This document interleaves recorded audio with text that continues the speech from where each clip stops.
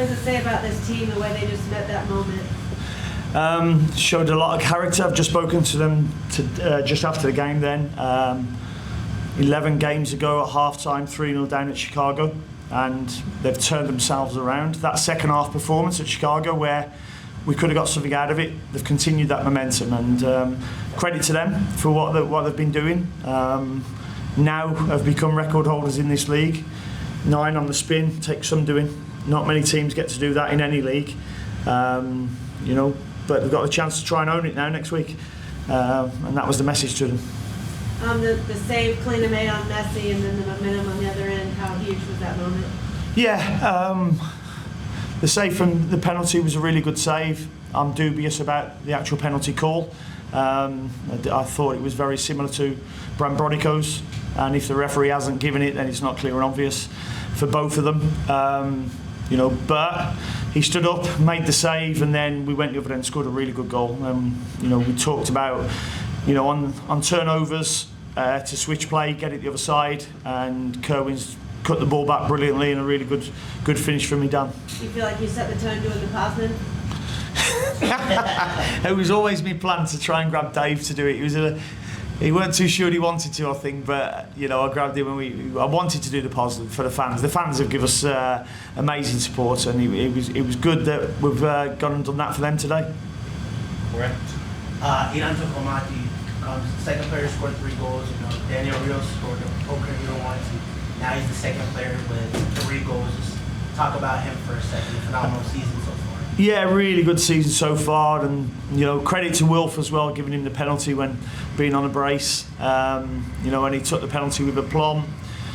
He gets in good areas. He knows where the goal is. He knows where he wants to score goals. He arrived for both his first 2 goals, finished them really well, and then you know took the penalty. But I'm not quite so sure he knows what to do. Having scored a hat-trick, I think it might be his first one, so you know, a couple of lads are trying to teach him there. I think Westy said he scored a hat-trick in training once, so he'll show him what to do and how to get the ball signed.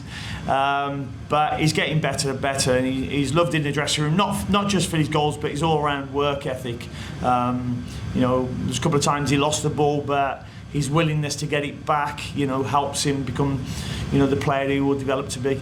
How close is this team to being where you want them to be? We're still growing, we're still getting better. You know, as I say, we've given a dubious penalty away. Messi's turned on at one stage and played it through, and Callie's had to make a good save. Nathan's mischested the ball back to the goalkeeper, and Callie's made a big save there. So they've had some moments where we can do better, but we're growing. You know, the scoreline's a really good scoreline for us, and I was sat up there today feeling comfortable, and that's a good place to be when you're playing. You know, the caliber of the players we're playing against today.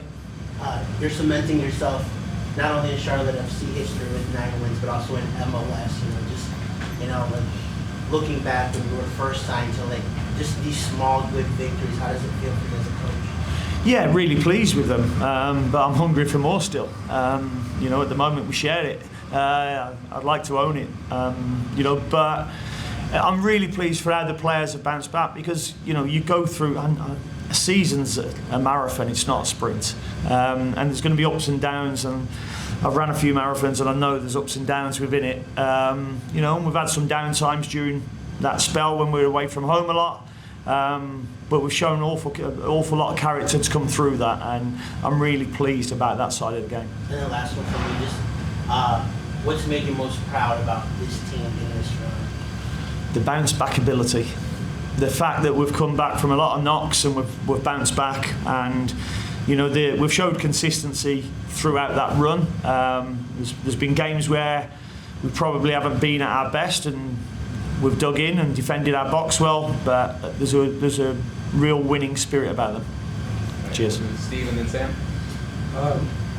3 goals, marvelous, but a clean sheet against a team that's got this capabilities is sublime. I mean, talk about the defensive effort tonight, because it was a true team effort. Yeah, within that run, there's been some really good defensive performances. I thought, and looking from it from above today, you know, we had a really good structure defensively. They had to play a lot of sideways balls, a lot of backwards balls. And when you're doing that with the likes of Busquets and Magic or Messi, you know, there's always going to be moments. And, you know, we had the moment where he played the forward through and Cali made a good save. But defensively as a team, we've just got stronger and stronger as it's gone. Yeah, and the cover was great, and Diani seems to be stepping up defensively as well. Yeah, I thought he was excellent today. You know, we played him a little bit higher in when we had the ball, and I think he made the run for the second goal just after half time. Makes a deep run, it opens it up for Wilf to come inside. But without the ball, I thought he broke a lot of things up. He's got, you know, he's got elastic legs, hasn't he, at times, and he manages to get a toe to balls that, you know, normal people wouldn't be able to. Yeah, he was getting stuck in and Grant. Yeah, I thought it was a really good performance for him, and he's getting better, and the team are getting better towards the right end of the season. Thank you. Sam? Dean, can you tell me about the decision to shift Topomani and Brandt into what looked like a 4-4-2? To be honest, without the ball, we've been 4-4-2 all the time. You know, when we don't have the ball, that's how we like to play. We knew Busquets would drop between the two centre backs and build in a 3. And our thoughts was to get the two of them flat, deal with the 3, and our wide players inside and stop their 260 building. And I thought we frustrated them for long periods doing that. With the ball, it was more definitely, you know, 4-4-1-1, and one coming short, one going long, and yeah, that was the idea behind it today. It seemed like everybody was running on all 8 cylinders today. Is this the best performance you've seen from this team? I don't know. It was a good performance. I thought we played really well against San Diego here, 3-0, and you know, there's been other good performances. That was up there certainly because of the calibre of the team you're playing against and the players they've got. But it was a really good performance. Can you tell us a little about your communication with the other coaches during the match? Yeah, I clarified this morning with the MLS to make sure that I could have my AirPods and be in touch with them. So it was just simply a couple of messages. I had it on mute most of the time, listening to what they were saying. When I wanted to speak, I'd just unmute it. Made a couple of changes at times, spoke about what to show them at half time. And pretty much, yeah, it's not something I'm comfortable with sat up there, but I was comfortable today because of the lads' performance. And finally for me, is there anybody who we've forgot to ask about? Did anybody else really shine out to you today? No, I thought it was a real team performance today, which was really pleasing. Cheers. Congrats. Cheers. Thank you. All right, we'll do Ashley, Fallon, and Mike. Hi. So obviously you've taken care of business tonight, but now there's a little portion of what happens at Portland tonight. Will you be staying up, watching the match? Will there be a watch party of sorts amongst the lads? No, I don't think so. You know, we can't control what happens there. You know, hopefully I'll wake up in the morning and find out that, you know, we've qualified for the playoffs. I'm sure the lads, if they're going out and have a couple of lemonades, you know, they'll find out that we've qualified as well. But you know, we've still got 4 games to go that we want to take care of and continue the run. Is there a particular wine that you're looking at for getting the lads tonight? I haven't got any for a while, to be honest. I've let them have a couple of dry months, but you know, I think they deserve one after that.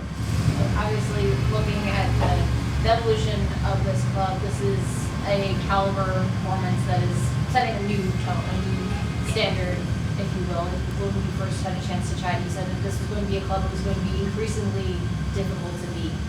Where do you see that evolution, that light bulb, that switch really flipping? As I say, I think we started the season off really well. I didn't think our performances were outstanding, but we ended up top of the Eastern Conference, winning our first 6 out of the first 10 games, I think it was, or 9 games. And then we had a lean spell where our performances, I don't think they dipped as much, but we didn't get as many results. But the lads have showed an awful lot of character. coaching wise at the moment, they know what I want. They know what I want without the ball. I think we can be tidy with the ball at times, and I think we're getting better with the ball all the time. We've got, I think, players who can turn a game. It's great to have Pep Biel come back today. I think we've got a really good squad at the moment. I think that's really important, so we can bring players off the bench now, and it doesn't make a difference. And when you do that, I think you're a strong team. With this club, there's been a lot of changeover in terms of the roster, but Kalina and Brand, they've been key cogs in this machine since 2022. Where do they fit in this trajectory going forward? Yeah, I mean, they're a massive part of it. We brought Drake Callender in to put pressure, onto Cali, and boy, has he stepped up to it as well. Because we want pressure, and in each position in the team, that's the only way a team evolves and gets better. Same with Brant Bronico. You're better man than me if you pull him out of a team when he works as hard as he does like that, and shows the quality that he does with his forward runs as well. So they've been a massive part, and they'll continue to do so. Thank you. Last one, Cal. Can you talk about how the offense changes when Zaha is able to play an aggressive, controllable way like he did to set up those second and third goals? Yeah, I mean,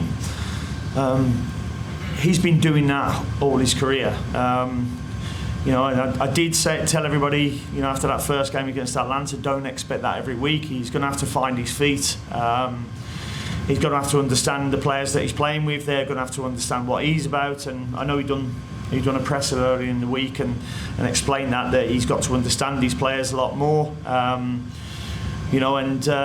think he's become an integral part of what we're about. Selfless for him to give the penalty to Idan. At the end, having been our penalty taker, actually won the penalty as well. But that shows how he's thought of in the dressing room now. And he said before the game, if we win today, that he'll be taking the lads out for dinner. So I hope they enjoy that this week.